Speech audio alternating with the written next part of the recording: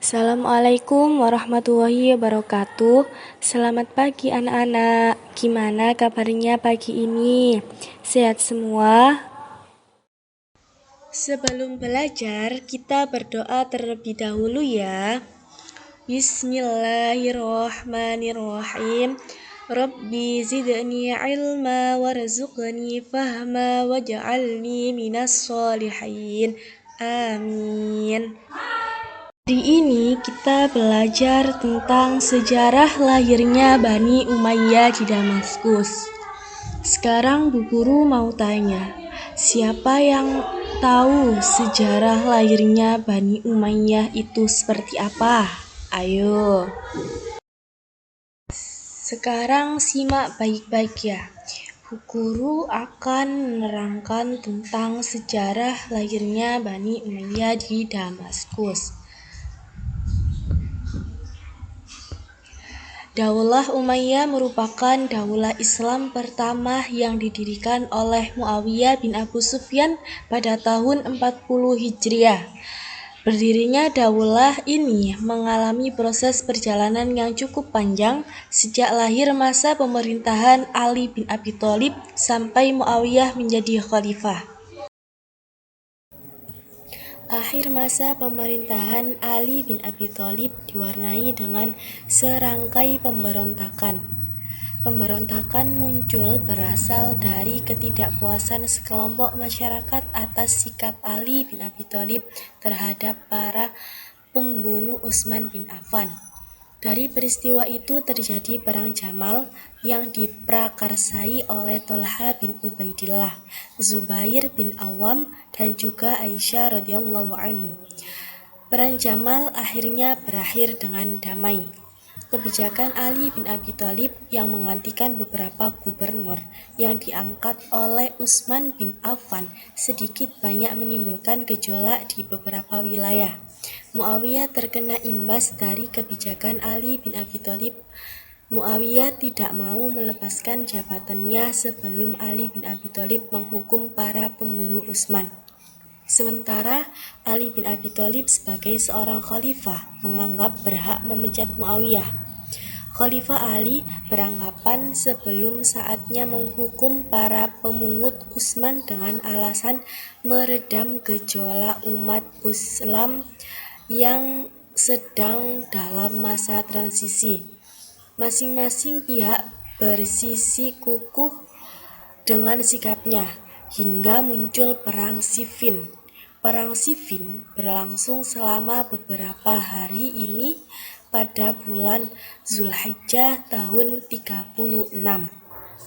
Pada saat pasukan Ali bin Abi Thalib mulai menampakkan tanda-tanda kemenangan, pihak Muawiyah mengangkat mushaf Al-Quran sebagai tanda perdamaian.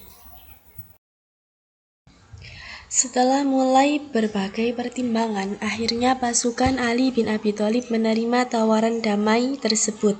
Akhirnya tidak bertambah lagi korban berjutaan.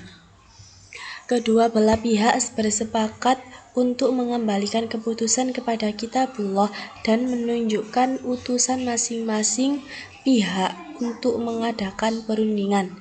Dari pihak Ali bin Abi Thalib ditunjukkan Abu Musa al-Asy'ari dan dari pihak Muawiyah ditunjukkan Amr bin As. Mereka bersepakat dengan sebuah perjanjian atau tahkim yang salah satu tulisannya adalah gencatan senjata dan memutuskan untuk kembali kepada Kitabullah. Pertemuan tersebut dilaksanakan di Azru Daumatul Jandal dengan masing-masing pihak membawa 400 pasukan. Ternyata tahkim tidak dapat memuaskan kedua belah pihak, terutama dari pihak Ali bin Abi Thalib dan para pendukungnya. Sedangkan Muawiyah mendapatkan keuntungan karena kekhalifahan akan dikembalikan keputusannya kepada umat Islam. Dengan putusnya tahkim tersebut, posisi Muawiyah menjadi kuat. Dia dibaiat menjadi khalifah oleh penduduk Syam dan mendapat dukungan dari penduduk Mesir. Kekecewaan pun muncul dari pendukung Ali yang kemudian keluar dari golongan Ali dan menamakan dirinya sebagai golongan Khawarij. Nah, sekarang ini tentang Amul Jamaah. Amul Jamaah ini setelah Ali bin Abi Thalib wafat atas kekejaman Khawarij, maka dibaiatlah Hasan bin Ali menjadi khalifah selanjutnya. Hasan bin Ali memiliki pandangan yang tepat terkait kondisi di sekelilingnya. Dia melihat tentaranya tidak bisa dipercaya. Musuhnya sedemikian kuat watak dan tekadnya. Selain itu, Hasan sendiri tidak menyukai kekacauan dan lebih menginginkan persahabatan dan perdamaian bagi kaum muslim. Maka untuk menjaga persatuan umat, ia turun dari jabatannya dan membuat perjanjian damai dengan sejumlah syarat yang disetujui oleh kedua belah pihak. Hasan menulis pembaiatan kepada Muawiyah dan menyerahkan kota Kufah kepada Muawiyah pada akhir Rabiul Awal tahun 41 Hijriah. Jangan pun merada dan kaum muslim menyebut tahun itu sebagai Amul Jamaah atau tahun persatuan. Kesimpulannya yaitu Bani Umayyah adalah dinasti penguasa Islam yang berpusat di Damaskus. Mereka muncul setelah terjadi peristiwa tragedi Karbala pada tahun 680 Masehi. Fungsi utama Bani Umayyah adalah memegang kendali politik dan pemerintahan dalam dunia Islam. Tujuan mereka meliputi pemeliharaan kestabilan politik, perluasan wilayah kekuasaan, serta mempromosikan kepentingan dan kebijakan mereka. Sejarah lahirnya Bani Umayyah juga terkait dengan ketegangan politik dan perpecahan di kalangan umat Islam setelah peristiwa Karbala.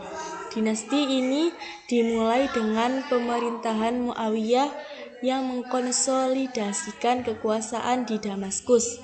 Meskipun ada kontroversi terkait kepemimpinan mereka, Bani Umayyah berhasil memperluas wilayah kekhalifahan dan memainkan peran penting dalam perkembangan awal dunia Islam. Di sini Bu Guru akan memberi pertanyaan. Kalau bisa menjawab, silahkan angkat tangan ya. Cukup sekian pembelajaran hari ini. Mari kita membaca hamdalah. Alhamdulillah. Wassalamualaikum warahmatullahi wabarakatuh.